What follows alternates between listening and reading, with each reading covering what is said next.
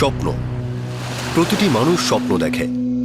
কিছু মানুষ তা পূরণ করতে দূরে চলে যায়, নিজের বাড়ি থেকে অনেক অনেক দূরে। কিছু মানুষের স্বপ্ন পূরণ হয়, কিন্তু একটা বড় অংশ সাফল্যের চূড়া পর্যন্ত পৌঁছতে পারে না। তারা চেষ্টা করে যায়, বাড়ি ফিরে অন্য কিছু করাকে ব্যর্থতা বা পরাজয় বলে মনে করে। এরা স্বপ্নের সমুদ্রের দিশাহীন নৌকার মতো ঘুরতে থাকে, আর এদের মধ্যে কেউ কেউ ডুবেও যায়।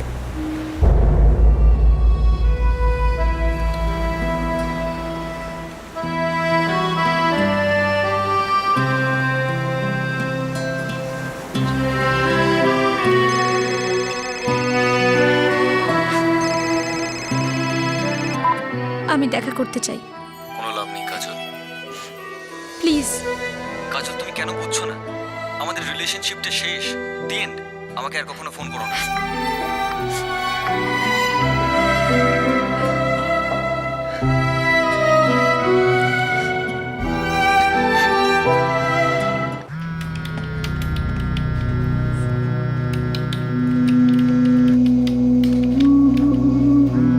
Thank you for calling G Connect. Have a good day, sir.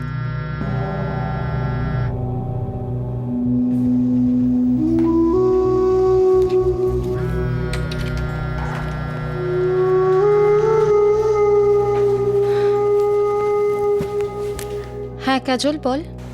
Sonia, দেখা করতে পারবি? কাজল, আমি এখন অন কলে আছি। সোনিয়া প্লিজ, অল্প সময়ের জন্য।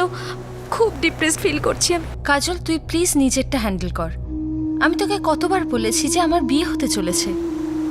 আমি চাই না যে আমার ফিয়ান্সে তোর সাথে দেখা করুক। প্লিজ আধ ঘন্টার জন্য দেখা কর। ও গড কাজল, তুই কি বুঝতে পারিস না সবকিছু তোর মর্জি মতো হতে পারে না। আমি এখন বিজি, আমি ফোনটা রাখছি।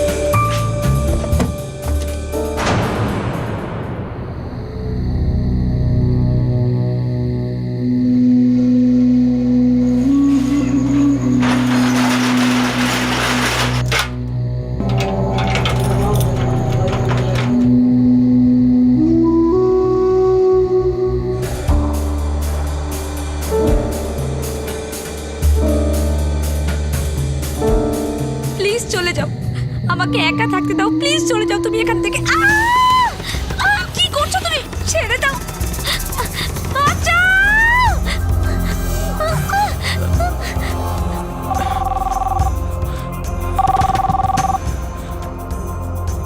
নমস্কার, Chembur police station, constable Gaikwad বলছি। স্যার, এখানে কিছু গন্ডগোল হচ্ছে, আপনারা তাড়াতাড়ি আসুন।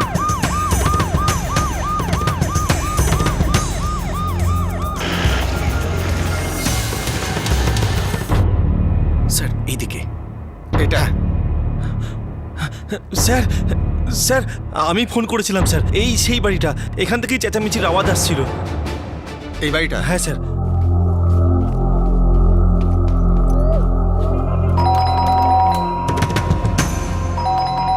স্যার, কিছু গন্ডগোল মনে হচ্ছে। গায়কোয়াড়,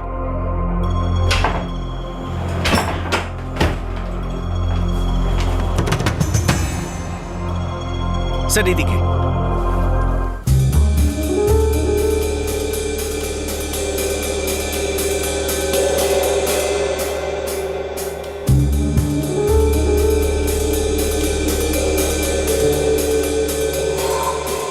মারা গেছে। তুমি চেনো একে? হ্যাঁ স্যার, এর নাম কাজল। 1 বছর হলো এখানে এসেছে। এর থেকে বেশি কিছু জানি না স্যার, হয়তো প্রতিবেশীরা কিছু জানতে পারে। রানে, অ্যাম্বুলেন্স কল করো আর পুরো ঘরটা তল্লাশি নাও। 24 বছরের এক যুবতী কাজল কোনো একটা ব্যাপারে মনমরা ছিল, বিষণ্ণ ছিল। তার জীবনে একটি ছেলে ছিল যে সম্পর্ক শেষ করে দিয়েছিল, একটি মেয়ে ছিল যে তার সঙ্গে দেখা করতে চাইছিল না। আর সেই রাতে কেউ ওর সঙ্গে দেখা করতে আসে। তারপর সেই রাতেই পাড়ার এক দোকানদার তার আর্তচিৎকার শুনতে পায় আর পুলিশে খবর দেয়। পুলিশ কাজলের বাড়িতে পৌঁছে তার মৃতদেহ দেখতে পায়। কি সমস্যা ছিল কাজলের? কে ছিল সেই ব্যক্তি যে কাজলকে মৃত্যুর মুখে ঠেলে দিল?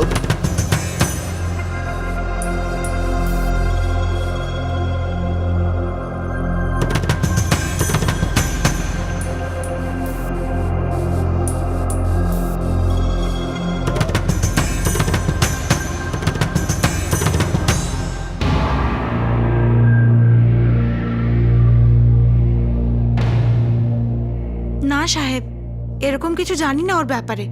কারুর সাথে তো বেশি কথাবার্তা বলতো না, আর কারুর সাথে কোনো লেনদেনও ছিল না।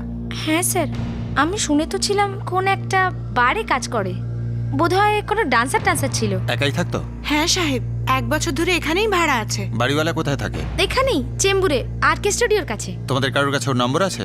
আমার হাজবেন্ড চেনে ওকে, ওনার কাছে নাম্বার থাকতে পারে।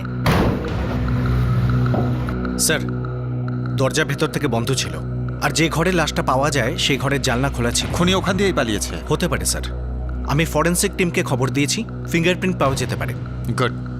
মেয়েটার ফোনটাও পাওয়া গেছে স্যার। ফোন রেকর্ড জানাও। মৃত্যু স্ট্র্যাঙ্গুলেশনের ফলে হয়েছে। গলা এত নিপুণভাবে টেপা হয়েছে যে উইন্ড পাইপ সঙ্গে সঙ্গে ফেটে গেছে। এই দুটো নখও ভেঙে গেছে। হাতাহাতি তো অবশ্যই হয়েছে, কিন্তু অ্যাটাক যে করেছে সে ফিজিক্যালি খুব স্ট্রং মনে হয়।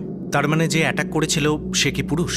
সরি, এই পরিস্থিতিতে আমি এটাই বলবো যে অ্যাটাক করেছে সে খুব স্ট্রং। সে ছেলে কি মেয়ে সেটা বলতে পারবো না। স্যার, কাজল শর্মা নাম ছিল ওর, আর এইটা এগ্রিমেন্ট ছিল ওর সঙ্গে 11 মাসের জন্য, এই বাড়ি ভাড়ার ব্যাপারেই। পার্মানেন্ট অ্যাড্রেস জম্মুর। হ্যাঁ স্যার। আর উইটনেস দেখছি মোনা কাপুর, গৌরী চিগলিকার, রচনা গুহ। এরা কারা? এরা সব কাজলের বন্ধু স্যার। যে অর্কেস্ট্রাতে কাজল কাজ করতো সেখানেই এরা তিনজনও কাজ করে স্যার। কিসের অর্কেস্ট্রা? কোনো একটা রেস্টুরেন্ট ছিল sir, bar and restaurant. Bar and restaurant. Sir, রানে, মেয়েটা জম্মুর। আমার মনে হয় এবার ওর বাড়ির লোককে খবর দেওয়া উচিত, তার সাথে ওই 3টে মেয়েকে যারা ওর সঙ্গে বারে কাজ করতো। হ্যাঁ স্যার।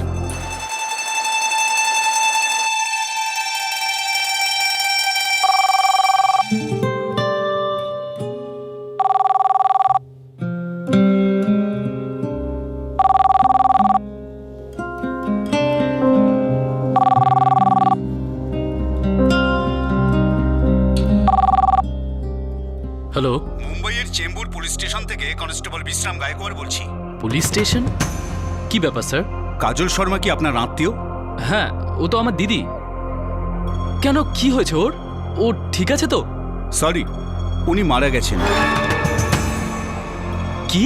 কাল রাতে ওনার লাশ আমরা পেয়েছি। আপনি তাড়াতাড়ি মুম্বাই আসুন, আমার কন্ট্যাক্ট নম্বর লিখে নিন।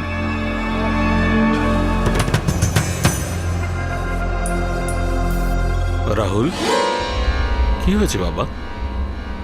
কার ফোন ছিল? মুম্বাই থেকে ফোন ছিল। ব্যাপার কি বাবা? কাজল দিদি। কাজল দিদি। কি হয়েছে কাজলের? কি হয়েছে আমার কাজলের? রাহুল, তুই কিছু বলছিস না কেন? বল না। 3 রাত ধরে কাজল কাজে আসেনি, অফ নিয়েছিল। অফ কেন নিয়েছিল? কোনো বিশেষ কারণ? স্যার, ওর কোনো পার্সোনাল টেনশন ছিল। কিসের টেনশন? আমাদের বাড়ির একটা কাস্টমার ছিল, কাজলের সাথে ওর বেশ জমেছিল। ওর নাম কি? ওর কোনো নম্বর আছে আপনাদের কাছে? স্যার, পঙ্কজ নাম ছিল ওর। আর নাম্বার তো জানি না, কিন্তু ও 1 বছর ধরে রোজই আসছিল, আর সবাই জানতো ও কাজলের সঙ্গেই দেখা করতে আসতো।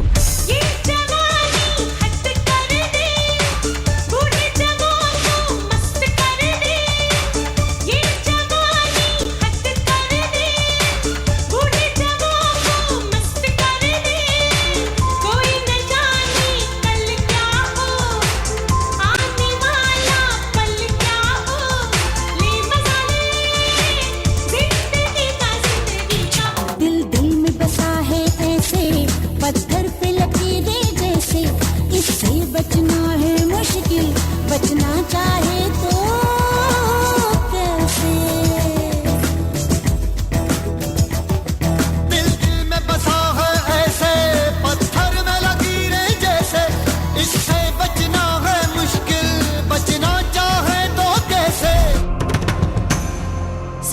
2010-এর কথা। তখন কাজল আমাদের সঙ্গে থাকতো, আমাদের ফ্ল্যাটে। তারপর 1 বছর আগেও চলে গেল, আমাদেরকে কিছু বলেনি, কিন্তু আমাদের পুরো ডাউট ছিল যে ওর ওই কাস্টমারটার সাথে ফুলটু অ্যাফেয়ার আছে। স্যার, আমাদের মনে হয় ওই চেম্বুরের বাড়িটার জন্য ওই ওকে পয়সা দিয়েছে। কখনো তোমাদের কিছু বলেনি যে ওকে কোথায় থাকে, কি করে? কিছু না? না স্যার, আর আমরা 3 জন ওকে বোবা বলে ডাকতাম, কারণ ওর পার্সোনাল কিছু কখনোই আমাদের সাথে শেয়ার করতো না, কখনোই কিছু বলেনি আমাদেরকে। ঠিক আছে, থ্যাংক ইউ। তোমরা এবার যেতে পারো, যদি দরকার পড়ে ডেকে পাঠাবো। Thank you sir. রানে, এই মেয়েরা বলছিল যে কাজলের কারোর সাথে অ্যাফেয়ার ছিল। আচ্ছা স্যার, এই ফিঙ্গারপ্রিন্টের রিপোর্টটা এসে গেছে, যেটা জালনায় ছিল কোনো পুরুষের।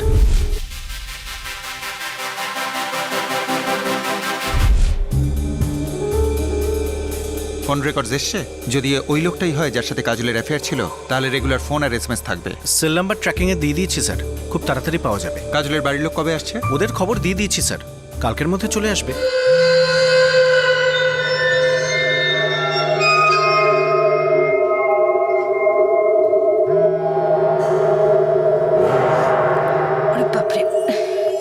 হ্যালো, হ্যাঁ বাবা। সোনিয়া মা, কখন থেকে তোর সঙ্গে কন্ট্যাক্ট করার চেষ্টা করছি, কোথায় ছিলিস তুই? বাবা আমি সো সরি, কিন্তু ফোনটা সাইলেন্টে ছিল তাই তুলতে পারিনি, আর আমি একটু বিজিও ছিলাম। মা, তুই জানিস কাজলের কি হয়েছে? আবার কি করলো বাবা কাজল? চেম্বুর পুলিশ স্টেশন থেকে ফোন এসেছিল, ওরা বলছিল যে ওরা কাজলের ডেড বডি পেয়েছে। হোয়াট? বাবা তুমি এটা কি বলছো? মারে, কাল রাতে পুলিশ তোমার বোনের লাশ পেয়েছে। ও মাই গড। সোনিয়া দেখা করতে পারবি? কাজল, আমি এখন অন কলে আছি। সোনিয়া প্লিজ, অল্প সময়ের জন্য, খুব ডিপ্রেসড ফিল করছি আমি। বাবা, বাবা পুলিশ কি বলছিল? ওনারা এক্স্যাক্টলি কি বললেন? এই বলেছে যে ওরা কাজলের ডেড বডি পেয়েছে। মারে, রাহুল মুম্বাইয়ের টিকিট কাটতে গেছে। বাবা আমি তো বিশ্বাসই করতে পারছি না। সে তো আমাদেরও হচ্ছে না, আর এটা বুঝতে পারছি না যে ওরা তোমায় কন্ট্যাক্ট করেনি কেন। ওরা আমাদের নাম্বার পেলো, তোমার নাম্বার পেলো না। আই ডোন্ট নো বাবা, আমি জানি না, আমি কিচ্ছু জানি না বাবা। সোনিয়া, তুমি ইমিডিয়েটলি পুলিশ স্টেশন যাও। সোনিয়া মা, আমরা কাল সকালে পৌঁছচ্ছি। হ্যাঁ বাবা। বাবা, মা ঠিক আছে তো?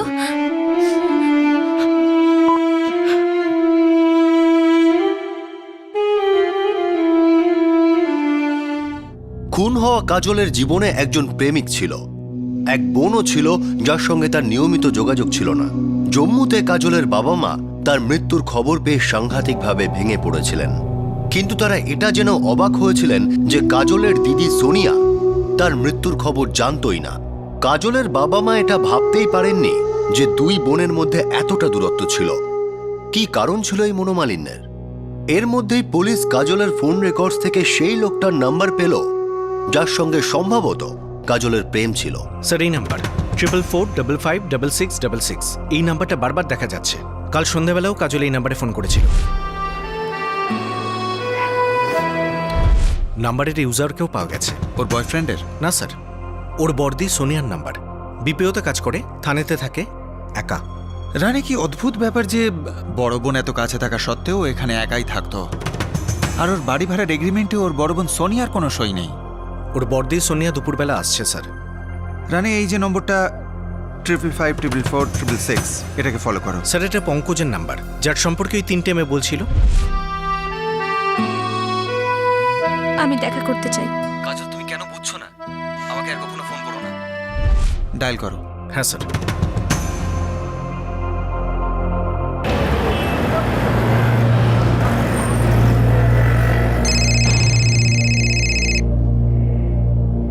হ্যালো, চেম্বুর পুলিশ স্টেশন থেকে বলছি।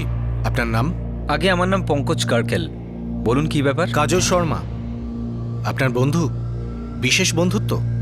হ্যাঁ, মানে আমি ওকে চিনি। কাল সন্ধ্যাবেলা কথা হয়েছিল ওর সাথে? স্যার, ও আমাকে ফোন করেছিল। আপনি বলুন না প্লিজ, কি হয়েছে? এই মুহূর্তে আপনি কোথায়? আগে আমি পুনাতে রয়েছি। আসলে আমি পুনারই ছেলে, আর এখানেই থাকি। আপনাকে মুম্বাইতে আসতে হবে, দরকার আছে একটু। স্যার, মনে হচ্ছে এই ছেলেটাই সেই। পুনে পুলিশকে ইনফর্ম করো, ওখানেই ধরো। ওখানে গিয়েই আলাপ পরিচয় করা যাবে।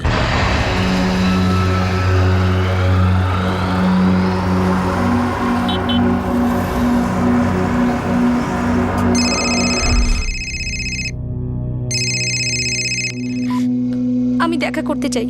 কোনো লাভ নেই কাজল। প্লিজ। কাজল তুমি বুঝছো না কেন? আমাদের রিলেশনশিপটা শেষ, দি এন্ড। এরপরে কখনো আমায় ফোন করো না কাজল।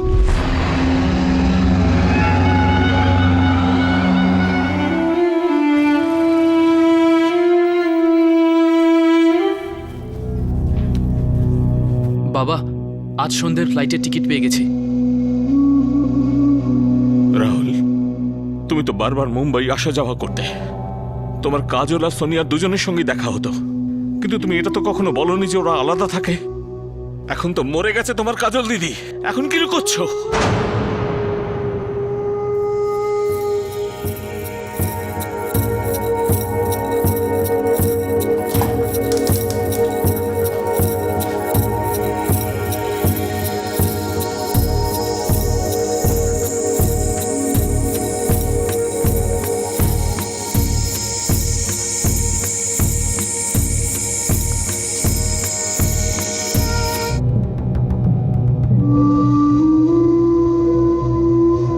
আমার আর সোনিয়া দিদির কখনো সাহসী হয়নি তোমাদের বলার যে কাজল দিদি কি কাজ করে। কি কাজ করতো কাজল? বল না। মা, ও একটা বারের ডান্সার ছিল।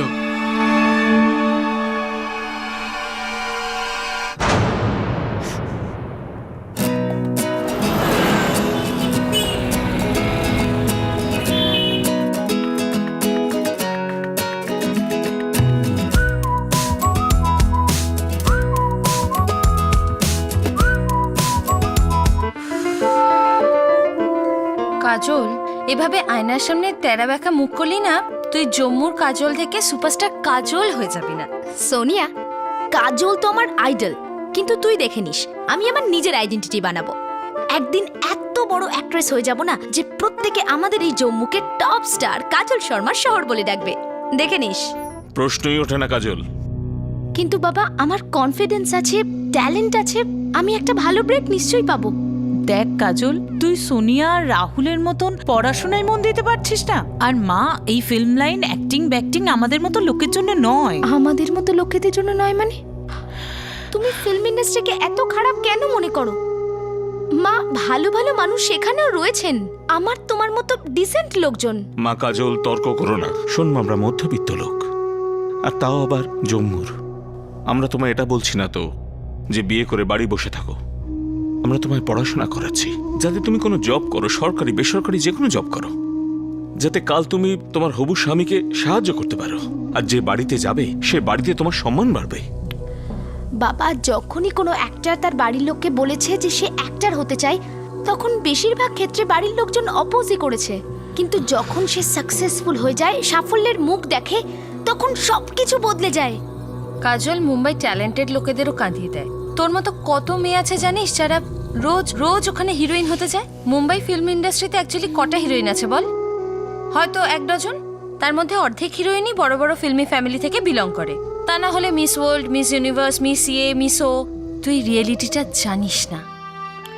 সোনিয়া, আমি শুধু একটাই রিয়েলিটি জানি, আর সেটা হলো এই যে আমি জন্মেইছি বড় পর্দায় নিজের ট্যালেন্ট দেখানোর জন্য। তোমরা আমার ফ্যামিলির লোক হয়ে আমার উইল পাওয়ারটা বোঝার চেষ্টা করো না কেন? আমি প্রুফ করতে পারি, আমি করে দেখাবো। প্লিজ বাবা, যেতে দাও না প্লিজ। মা, আমি আমার কথা বলে দিয়েছি।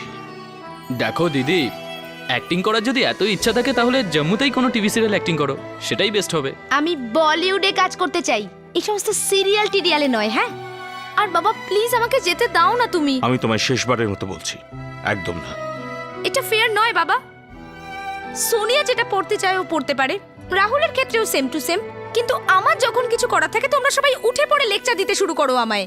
আমি যেটা করতে চাই সেটা কেন করতে পারবো না? কেননা কাজল, এই দুজনের মতো তুমি লেখাপড়া করতে চাও না। তুমি তো নিজের ভাগ্য নিজের হাতে লিখতে চাও, তাই আমরা সেটা অ্যালাউ করতে পারি না। ঠিক আছে, করো না অ্যালাউ। আমি অ্যালাউ করছি। আমি নিজে নিজেই চলে যাব মুম্বাই, আমার কারোর পারমিশনের দরকার নেই। আরে এই পাগলের মতো কথা বলিস না।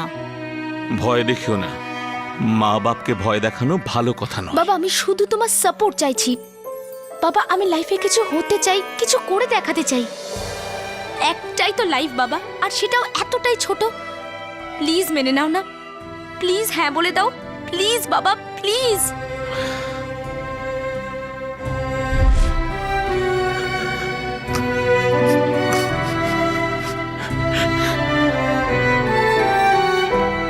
অ্যাক্ট্রেসই তো হতে চেয়েছিল, বলিউড স্টার, ট্রান্সপারেন্ট ডান্সার হয়ে রয়ে গেল আমার মেয়েটা। এসব কি করে হলো রাহুল? বাবা, আমিও এটা আগের বছরই জানতে পেরেছি। তখন সোনিয়া দিদির একটা বয়ফ্রেন্ডও ছিল। সোনিয়ার বয়ফ্রেন্ড?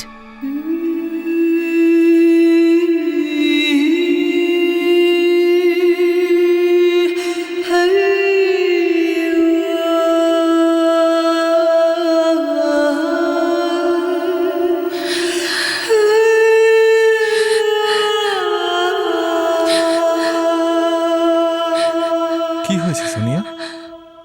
আরে কি হয়েছে সেটা বলোই না আমাকে। রাকেশ, আমার একটা বোন ছিল, কাজল। ওর আজ মার্ডার হয়েছে, ও আর নেই। ও গড, কেমন করে হলো সব? আমি তোমাকে ওর ব্যাপারে কিচ্ছু বলিনি।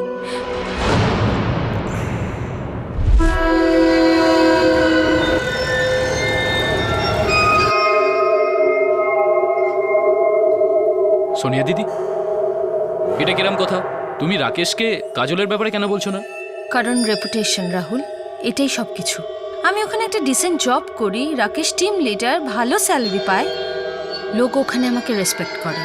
তো দিদি, কাজল দি এমন কি করেছে যেটা রেসপেক্টেবল নয়, যার জন্য তুমি তোমার বন্ধুদের সঙ্গে ওকে দেখা করাতে চাইছো না? তুই কি সত্যি জানিস না রাহুল যে তোর কাজল দি ঠিক কি করে? আমি জানি না, তাই তো তোমাকে জিজ্ঞেস করছি, তাই না? তোর কাজল দি একটা বার ডান্সার। কি? কি হলো? হয়ে গেল তো কথা বন্ধ? কোনো অ্যাক্টিং করে না তোর কাজল দি, না কোনো ফিল্ম ইন্ডাস্ট্রিতে স্ট্রাগল করছে, একটা চিপ বারে চিপ চিপ লোকের সামনে ডান্স করে, আর জানি না কি কি। ছি সোনিয়া দি, তুমি এরকম যা কিছু বলো না প্লিজ। রাহুল, তোর ছি বলার জন্য ব্যাপারটা তোর মিথ্যে হয়ে যাবে না। যদি একবার ওর বন্ধুদের সাথে দেখা করিস তাহলে সব বুঝতে পারবি। এবার বল যে আমি কি করে রাকেশকে বলবো কাজল কি করে, কি ভাবে ও আমার ব্যাপারে, আমাদের ফ্যামিলির ব্যাপারে। হ্যাঁ,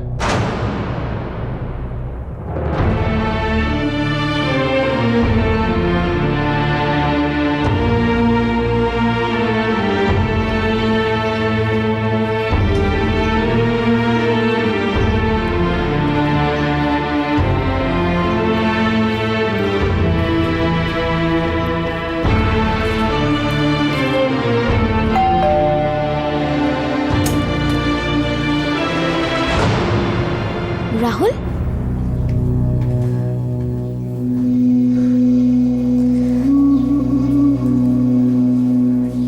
চল, ভালোই হলো রাহুল যে তুই জেনে গেলি যে আমি কি করি। দিদি, তুমি তো এখানে অ্যাক্ট্রেস হতে এসেছিলে। হ্যাঁ রাহুল, আর আমার জীবনটাই একটা ড্রামা হয়ে রয়ে গেল। যাক, বাদ দে, পরে কখনো বলবো। পরে বলবে মানে? দিদি, মা বাবা যখন জানতে পারবে তোমার এই কাজটার ব্যাপারে, তখন ওরা কি ভাববে? কখনো ভেবেছো তুমি?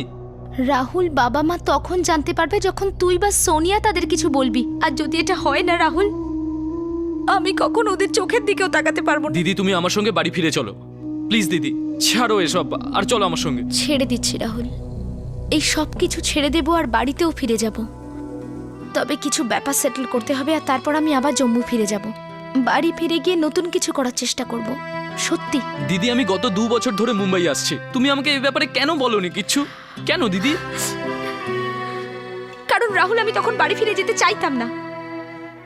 ভেবেছিলাম আমি বাড়ি ফিরে গেলে সবাই আমায় নিয়ে ঠাট্টা করবে, আমায় নিয়ে হাসবে, আর আমারও এটাই মনে হবে যে আমি লাইফে হেরে গেছি, একদম ফেল করে গেছি। কিন্তু রাহুল, এখানকার অবস্থা এতটা খারাপ নয়।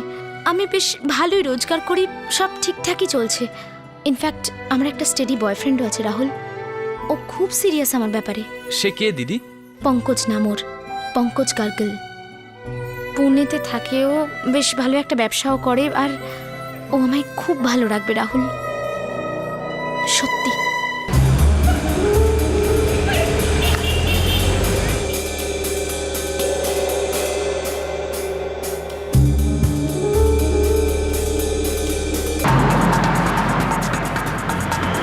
ওকে স্যার, পঙ্কজের ফোনের টাওয়ার লোকেশন খুব তাড়াতাড়ি আমরা ট্র্যাক করব। তারপর পঙ্কজ আমাদের হাতে আসবে। গুড জব রানে।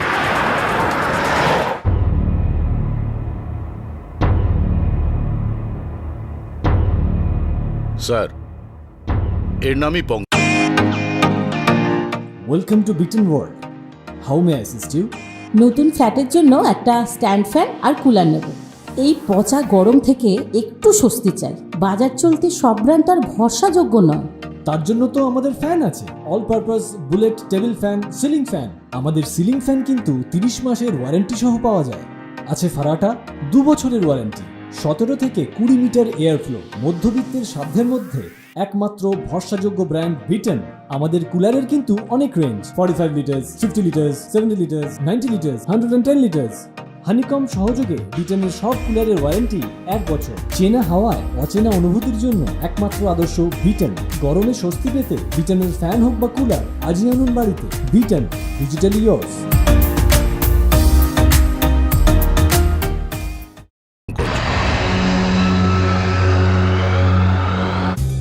স্যার, আমি আমার বাবার বিজনেস ম্যানেজ করি। কিসের বিজনেস তোমাদের? আমরা কাপড় ম্যানুফ্যাকচার করি স্যার। মুম্বাইতে আমাদের অনেক ক্লায়েন্টস রয়েছে, তাই আমি প্রায় মুম্বাইতে আসা যাওয়া করি। যতবার মুম্বাই আসতে ততবার শ্রীনাথ বারে যেতে, যেখানে কাজল ডান্স করতো। I mean Kajal Sharma. Yes sir, আমি ওখানে যেতাম। আর ওখানেই কাজলের সাথে প্রথমবার দেখা হয়। খুব ভালো বন্ধুত্ব ছিল আমার সঙ্গে কাজলের স্যার। কতটা ভালো বন্ধুত্ব? ভালোবাসা, ভীষণ ভীষণ ভালোবাসতাম আমি কাজলকে স্যার।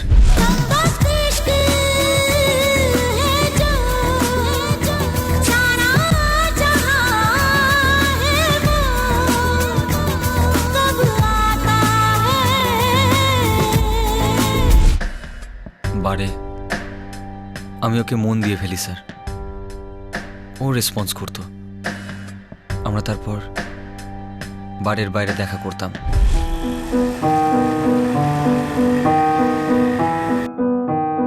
বাড়ি গিয়ে প্রত্যেকেই বলে I love you, I love you. 3টে ড্রিঙ্ক খাওয়ার পর না, এই 3টে শব্দ খুব সহজেই বলে সবাই, কিন্তু লাভ ব্যাপারটা কি কেউ জানে না। কিন্তু আমি এতটুকু জানি কাজল, আমি আমাদের ভালোবাসাকে আরো এগিয়ে নিয়ে যাব। মানে অন্য কোনো বড় হোটেলের রুমে? কাজল, তোমাকে কি করে বোঝাবো? আমি তোমার সঙ্গে। হ্যাঁ পঙ্কজ, আমি শুনছি। কাজল, আমি চাই যে আমরা দুজন একসাথে থাকি। তোমার বিয়ের পরেও? ওফো কাজল, তুমি আমাকে কতটা কম বোঝো। পঙ্কজ, পুরুষদের বোঝার কিছুই থাকে না। তুমি তো আমায় অন্য পুরুষদের থেকে আলাদাই ভাবো, সেজন্যই তো তুমি আমার সঙ্গে এখানে এসেছ, তাই না? বলো, সত্যি না মিথ্যে?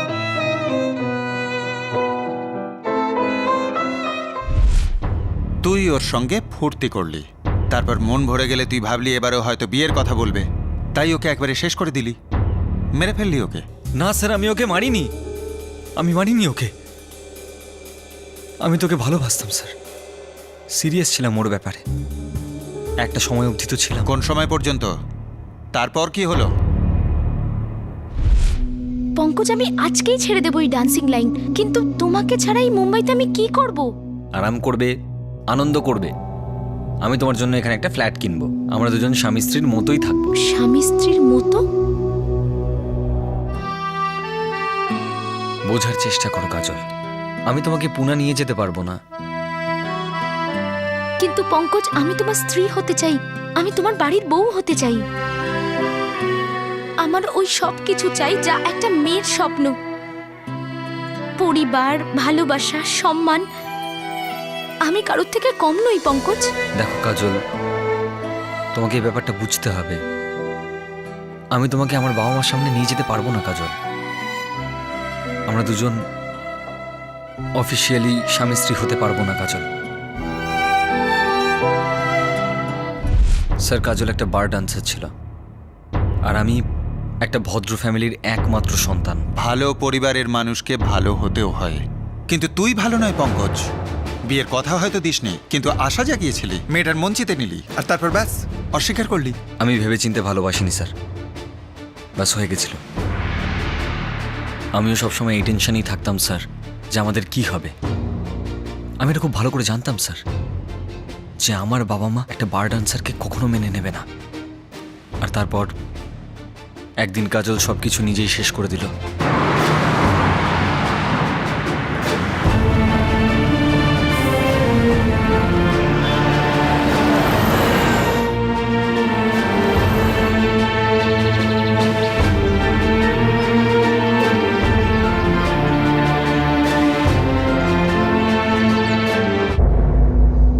আচ্ছা, কিন্তু পঙ্কজ তো কখনোই তোমার ব্যাপারে কোনো কথা বলেনি। কি গো? হ্যাঁ, আমি জানি আন্টি, আর আমিও এটা ওকে বলিনি যে আমি আপনাদের সঙ্গে দেখা করতে এসেছি এখানে। ও যখন বাড়িতে থাকতো তুমি তখন এলে ভালো হতো। সেটা তো কখনোই সম্ভব হতো না। আপনাদের সঙ্গে দেখা করতে ও আমাকে এখানে কখনোই নিয়ে আসতো না। এই জন্য আমি একলাই চলে এলাম। তুমি নিজেই নিজের বিয়ের কথা বলতে এসেছো? তোমার মা বাবা কোথায়? কোথায় থাকেন ওনারা? কি করেন? আর তুমি কি করো? আমার ফ্যামিলি জম্মুতে থাকে। 7 বছর আগে আমি জম্মু ছেড়ে মুম্বাইতে এসেছিলাম। দেখুন, আমি আপনাদের কাছ থেকে কিচ্ছু লুকোতে চাই না। আসলে আমি একটা বাড়ি কাজ করি। পঙ্কজের সাথেও আমার ওই বাড়ি দেখা হয়েছিল। বারে? হ্যাঁ। বারে তুমি কি করো? অর্কেস্ট্রায় পারফর্ম করি। ফিল্মি গানে ডান্স করি আন্টি।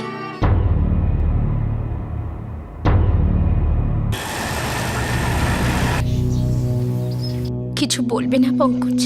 বাস, আজকের পরে আমরা দেখা করব না। তুমি কেন কাঁদছো কাজল? সমস্যাটা তো আমার হয়েছে। আমার বাবা মার চোখে আমাকেই ছোট করে দিয়েছো। কত বড় শক দিয়েছো ওদেরকে। পঙ্কজ, আমি যা করেছি সেটা আমার শেষ চেষ্টা ছিল। শুধু ভালোবাসা দিয়ে, সততা দিয়ে একটা নতুন জীবন শুরু করার। পঙ্কজ, তোমাকে ছাড়া, তোমার সঙ্গ ছাড়া আমার কি আর আছে? আছে নয় কাজল, ছিল। কারণ আমি এখন এই সম্পর্ক থেকে বেরোচ্ছি কাজল। কারণ আমি তো তোমাকে অপশন দিয়েছিলাম না, মুম্বাইতে থাকো স্ত্রীর মতো, মন্দিরে গিয়ে হয়তো তোমার সঙ্গে বিয়েও করতাম কাজল। আমি হয়তো পুনাতে আর বিয়ে করতাম না। শুধু তুমি পুনায় আসতে না, আমি মুম্বাইতে তোমার কাছে যেতাম। আর কাল কে দেখেছে ভাই? হয়তো কাল আমার বাবা মা তোমাকে মেনে নিত, কিন্তু না, তুমি সেই ভবিষ্যৎকে খুন করে দিয়েছো কাজল। আজকের পরে তুমি আর কখনো আমাকে কন্ট্যাক্ট করার চেষ্টা করো না, আমিও করব না। বাই।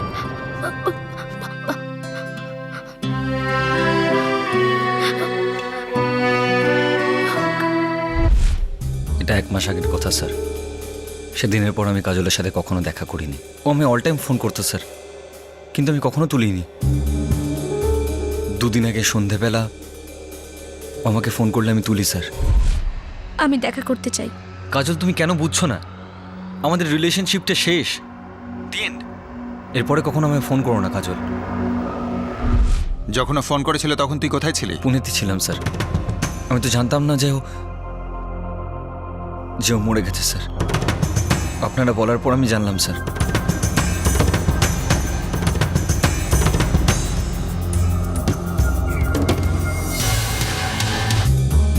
স্যার, যে সেল থেকে পঙ্কজ ফোন রিসিভ করেছে তার টাওয়ার লোকেশন পুনে দেখাচ্ছে।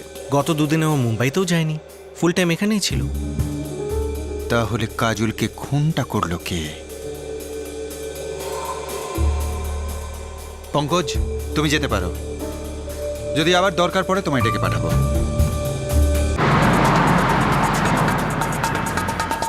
রানে, তুমি বলছিলে যে কাজলের বড় বোন সোনিয়া কাজলের সাথে কোনো সম্পর্ক রাখে না? Correct sir. ওর দিদি চাইতো না যে ওর বয়ফ্রেন্ড জানুক যে কাজল কি কাজ করে, আর কাজল তোর প্রফেশন লুকোতো না।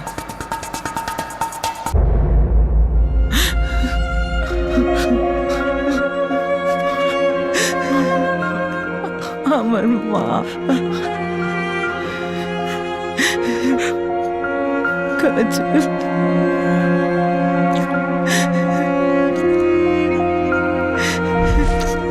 আমি প্রুফ করতে পারি, আমি করে দেখাবো। প্লিজ বাবা, যেতে দাও না প্লিজ। কাজল, কোথায় চলে গেলি মা?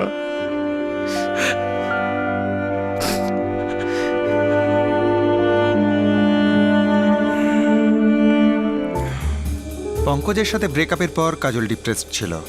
হ্যাঁ স্যার, সবাই তো তাই বলছে। কাজল তার জীবনটা নিয়ে অখুশি ছিল। 7 বছর আগে মুম্বাইতে এসেছিল, বাবা মার সঙ্গে থাকতো না, ফিল্মি ক্যারিয়ারেও কিছু হলো না। বড় বোন সোনিয়াও দূরে থাকতো, কাছের লোকেরা দূরে সরে যাওয়ায় ও কাউকে ঘেঁচতেও দিত না পাশে। শুধুমাত্র ওই পঙ্কজের সাথে ওর বন্ধুত্ব হয়, কিন্তু মনে হয় না পঙ্কজ এই মার্ডারের সাথে জড়িত। তাহলে কে হতে পারে রানে? কে হতে পারে? নাকি অন্য কোনো কারণ রয়েছে যার জন্য কাজলকে মরতে হলো? কি করছো তুমি? ছেড়ে দাও।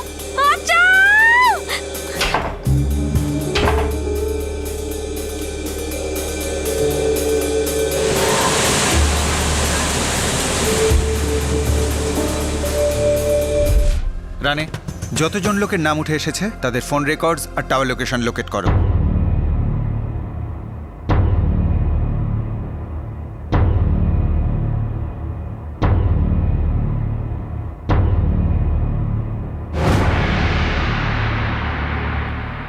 এদের মধ্যেই কেউ একজন হবে।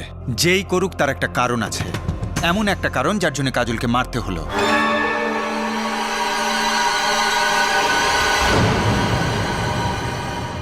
দু 2005-এ 17 বছরের কাজল যখন জম্মুর নিজের বাড়ি ছেড়ে মুম্বাই পৌঁছয়, তখন তার চোখে ফিল্মি তারকা হওয়ার অনেক স্বপ্ন ছিল।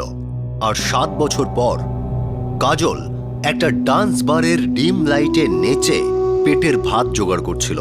এই 7 বছরে কি এমন ঘটে গিয়েছিল? কেমন ছিল কাজলের সফর? কিভাবে আত্মবিশ্বাসে পরিপূর্ণ এক কিশোরী একজন বিষণ্ণ আর দুঃখী মেয়েতে পরিণত হলো? ঠিক সেই সময় সূর্যরশ্মির মতো একটা প্রেম এলো, যেটা তাকে সুখী জীবনের দারুণ এক স্বপ্ন দেখালো। কিন্তু কাজলের নাচের পেশা তার জীবনের কলঙ্ক হয়ে দাঁড়ালো। বার ডান্সার হওয়ার জন্য তার প্রেমিকের পরিবার তাকে অ্যাকসেপ্ট করেনি। এমনকি তার নিজের দিদি সোনিয়াও তাকে দূরে ঠেলে দিয়েছিল।